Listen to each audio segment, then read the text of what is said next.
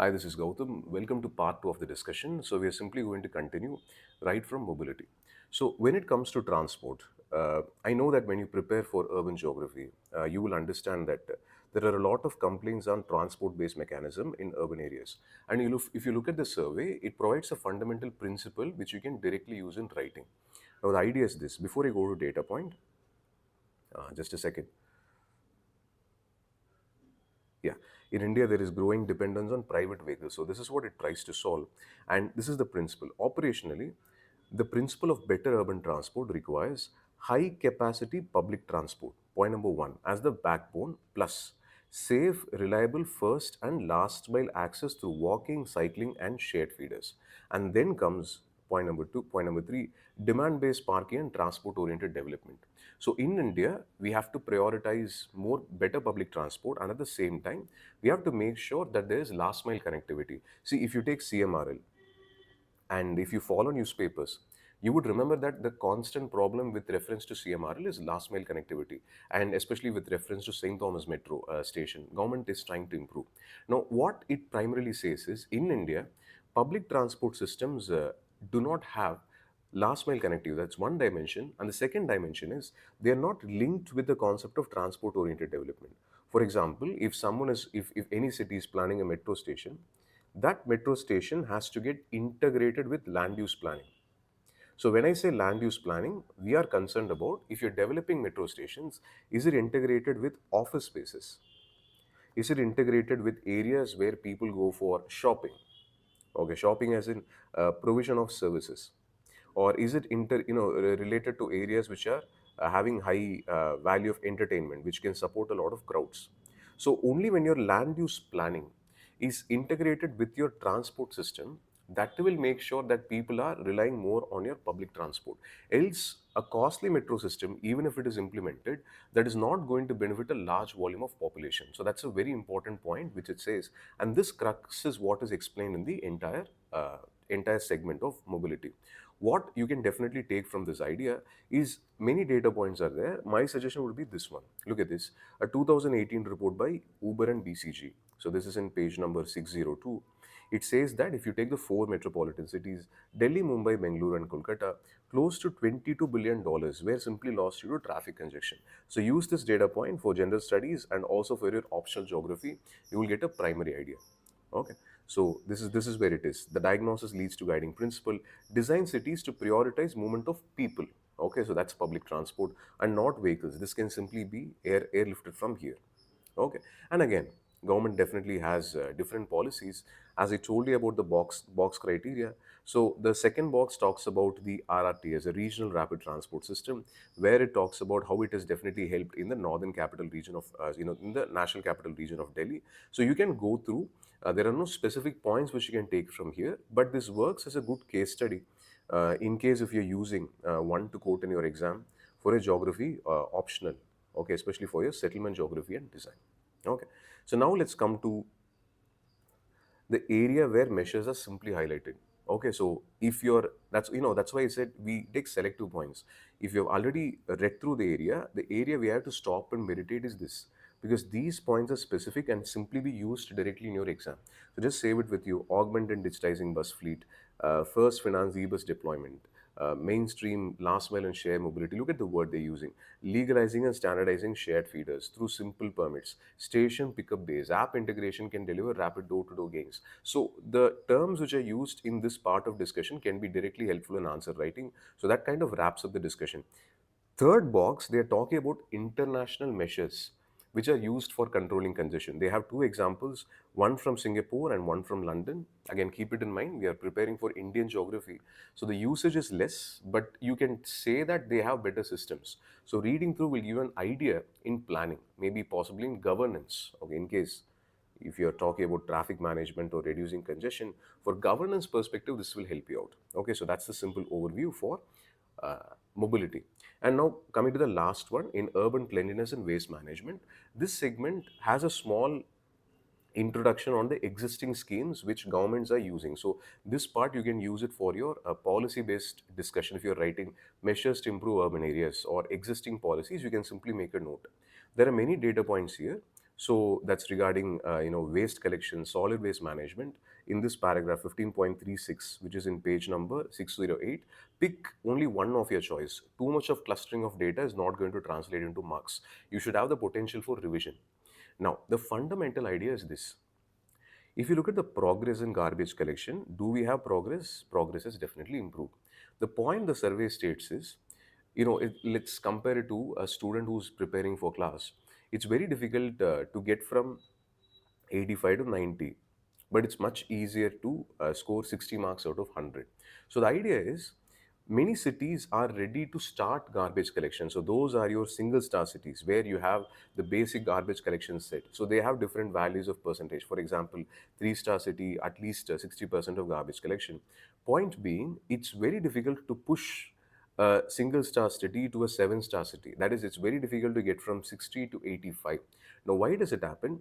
It says that urban cleanliness is no longer primarily a access issue, but rather an institutional and behavioral issue.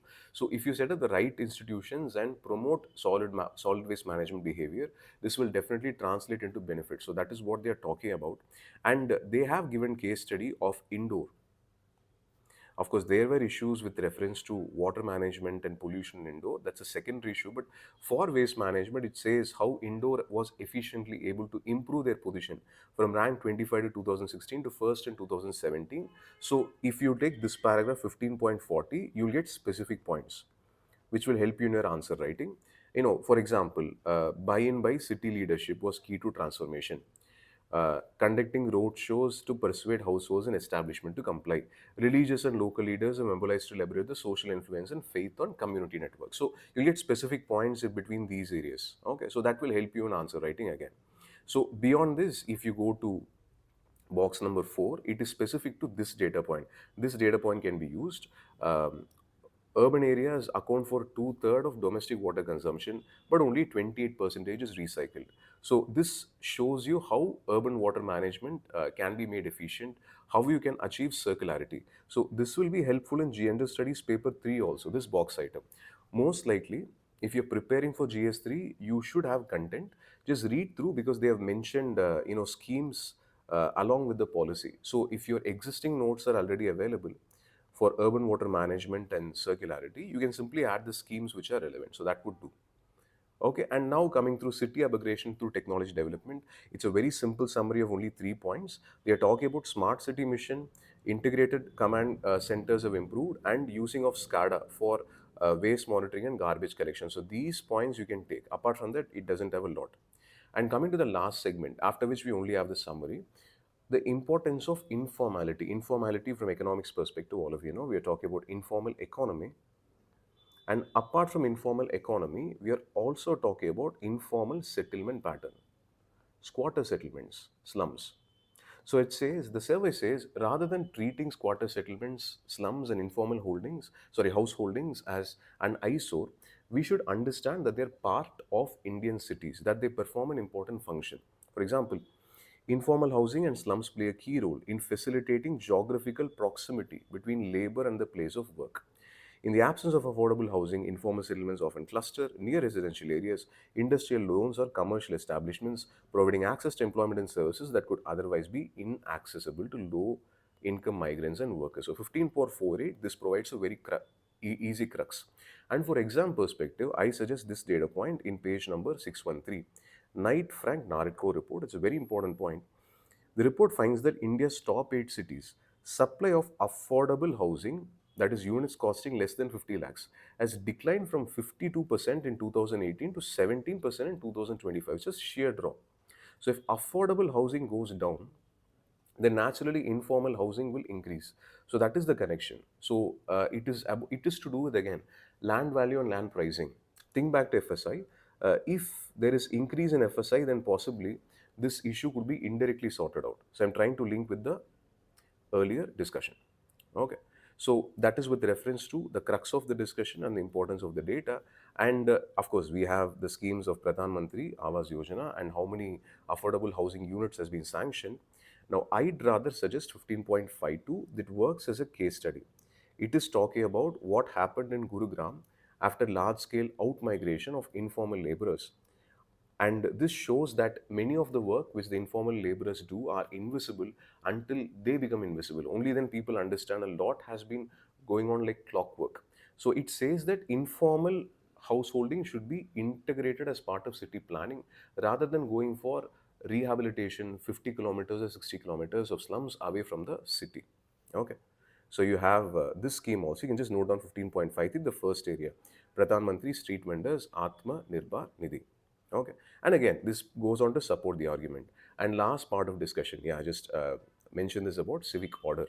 You know, a few months back in online, there was a lot of discussion in social media saying that Indians are unclean. Indians do not have a lot of civic sense, especially from YouTubers who are from foreign countries. What the survey actually wants to point out is that this is not a cultural thing when it comes to civic order, rather, it is about institutions. You find the argument here. Civic order is therefore best understood as an institutional equilibrium rather than a cultural trait. To understand this and to come back to 15.59, I'm going to the box. So, where they've taken, yeah, here it is. It's in page number 623, where they've taken the concept of contextual compliance. Let me give a simple idea. They have taken metro stations. Metro stations are usually cleaner compared to public roads and public spaces. Why? Because metro stations have predictability. To understand this, we have to go to a theme from Marxist geography. See, the idea is this. Marxist geographers have an idea that space can be produced, production of space. Now, many might be thinking, how do you produce space? Well, you produce space by controlling. Think about a library. Now, if you're in a library, most likely you will maintain silence. If you're a new person, you walk in, you maintain silence. Why? Because libraries are silent, and for a long time, libraries established that if you enter there, you have to maintain silence. If you do not behave in a certain way, most likely you'll be warned on you or you'll be sent out of the library. Similar to that, metro systems enforce a lot of cleanliness. So, coming back to the theme of production of space, if a certain set of rules are established and those codes are reinforced using multiple methods, then that becomes a habit. So that's why they say it is not a cultural thing. If your institutional mechanism, I'll go back to the previous area which I underlined. So this is in page number 616. Civic order is therefore best understood as an institutional equilibrium. If your institutional setup is right, then people will definitely have better civic order. And now let's read this. Global cities institutional cooperation through design certainty and credible enforcement. First point. Look at the second point here. Clear rules, visible and proportionate penalties, high quality municipality services, legible urban design makes compliance a rational choice. So, right from wearing helmets to not jumping traffic signals to disposal of waste, there are a lot of things. And this paragraph pretty much captures the crux. Okay. So, it will go on to explain this dimension in the subsequent paragraphs. They have a comparison of different states here. And finally, when civic order is resumed, then naturally cities become creative, livable, and interconnected. So we can read this for understanding the concept of social network. And this segment in page 618 simply mentions the schemes which are available: Urban Infrastructure Development Fund and Urban Challenge Fund. This can be useful for prelims also. Okay, so that kind of wraps up the discussion. And here it is. It talks about why city should have a 20-year spatial and economic plan. This is the last point I think, yeah, I wanted to discuss, page number 619. So after this area, if you that's the question of discussion. Like, how do you maintain civic order is explained in multiple ways, but that paragraph would do. I recommend the last segment, non-tangible aspects of future cities. That's number one. And conclusion. The last 3 pages alone, you can try to read it in full, because whatever discussion the survey has established so far, they provide a final summary at the end. So that this is the purpose of the video. Thing is, if you've seen the video completely, both part one and part two, you should have a clear idea on how to approach this chapter, and the chapter should be done by the time the video is done. So you know which data points to pick, and hope the discussion was useful. I was not able to upload yesterday because of technical issues. So we'll make sure the problem does not arise in the future. Thanks for your time. Thanks for staying with me. Thank you.